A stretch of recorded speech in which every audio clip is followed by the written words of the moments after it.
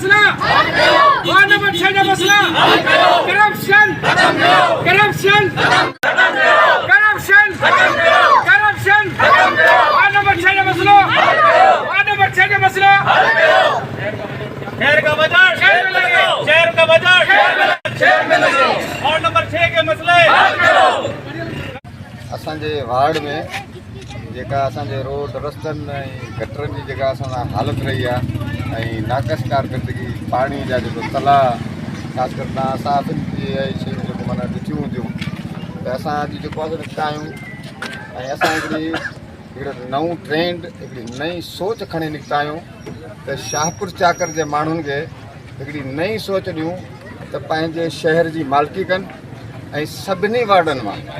अहिड़े क़िस्म जूं कमेटियूं ठाहे ऐं उन्हनि मां पंहिंजा जेको बीड़ी जे इलेक्शन में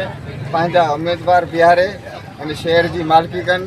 जंहिंजे लाइ असां केतिरा ई असांजे सियासी माण्हू आया विया हींअर असां कोशिशि कई आहे त असां उन माण्हू खे मौक़ो ॾियूं जेको आहे शहर जे मसइलनि खे सम्झी सघे ऐं शहर जे मसइलनि ते कमु करे कोन इलेक्शन वेझी आहे हींअर हीअं तव्हां असांजो रस्तो बिल्कुलु साफ़ु लॻो पियो आहे ठीकु हींअर जॾहिं साफ़ु आहे ठीकु त अॻु में साफ़ु छो न हूंदो आहे मतिलबु सभु कुझु हिननि जे हथ में आहे न कराए सघनि था सभु कुझु कराए सघनि था असांजो न जीअं असांजो हींअर भला ॿियो रस्तो नथो बि ठहे ठीकु आहे जीअं हींअर कमु थिए पियो इहो त भला सदाईं हलंदो रहे त माण्हू परेशान न थियनि। अभी आवाम में शऊर आ चुका है इस वजह से कि जो पहले आते थे लोग अब कि ये करवाएंगे अब ये करवाएंगे तो अभी ज़माना चेंज हो चुका है इस वजह से अब सारे मोहल्ले वाले माशाल्लाह इकट्ठे हुए हैं सब एक तंजीम बनाई है हम लोग ये कह रहे हैं कि भाई हमारे काम पहले क्यों नहीं कराए ये बजट कहाँ गए ये करोड़ों रुपए के बजट कहाँ गए